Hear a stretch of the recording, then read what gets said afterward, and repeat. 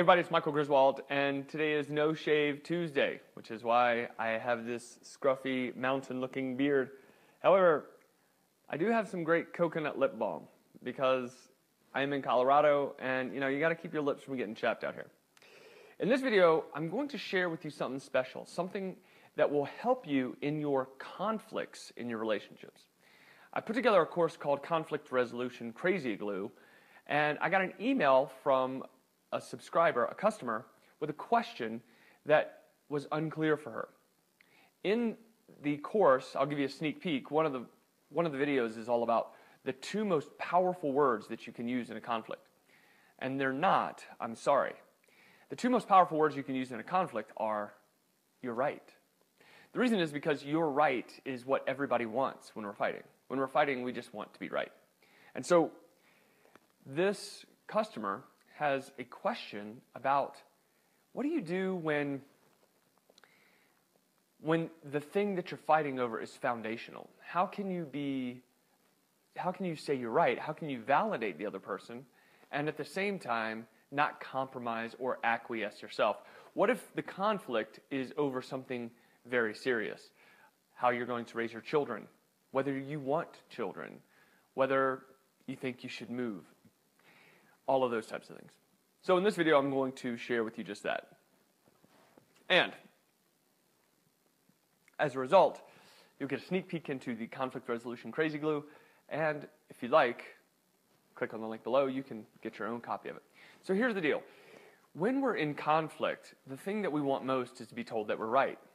When we're fighting, we become intoxicated with our own thoughts and become very narrow focused. Maybe you can remember a time when you've done that, where instead of really caring about what the other person thinks, you don't give a damn. You just think, I'm right, you're wrong, and that's all there is to it. In a conflict, our brains focus in narrowly, and we only see things one way.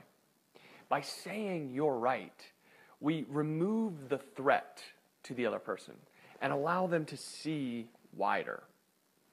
Now that's the point for not having conflict. When there's an issue that is deep, that is foundational to your relationship, then you're right helps to diffuse the conflict and set up the opportunity to have a discussion about the deeper issue. Using your right as a strategy to avoid conflict doesn't mean that we become a doormat. It doesn't mean that we acquiesce or we give up all the things that we believe or we give up our convictions. Quite the contrary.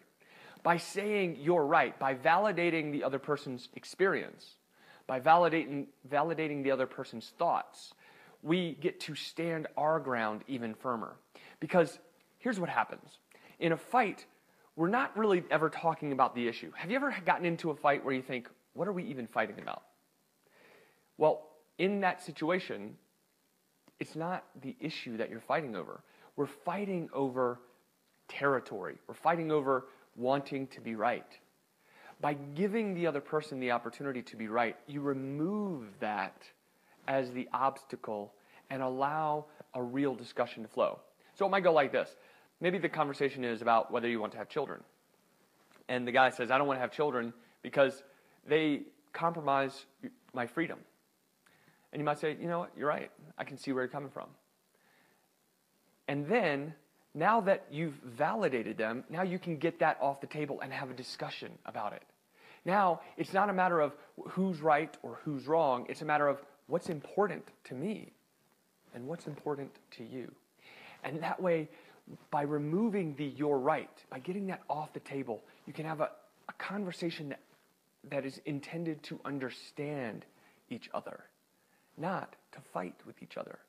And by removing the you're right, by being able to tell them that they're right, you remove that threat so that they feel safe to discuss it with you. And, as a result, get to explore whether you are on the same page. So many times, people think that in order to have a relationship, the other person has to see things exactly the way that you do. That is not the case. That is not the case. You simply have to understand and respect where each other is coming from.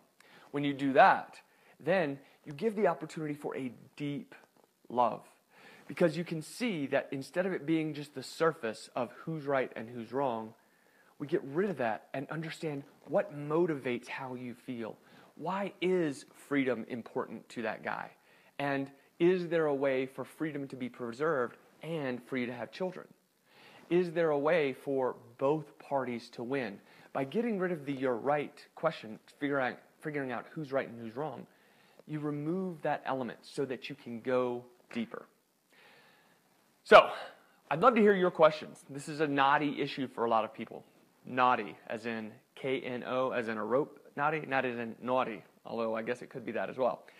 But this is a difficult situation for a lot of people. So I'd love to hear your thoughts. Leave them underneath and tell me what you think.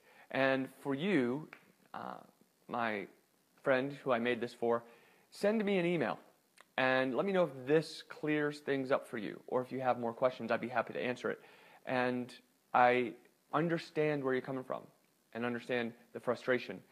Just understand that this idea of making someone else right is the prerequisite. It's what prepares for a discussion rather than it's the end of the discussion. It's the beginning. By saying you're right, that's the beginning of a discussion, not the end. Hope that helps. Okay, see you later.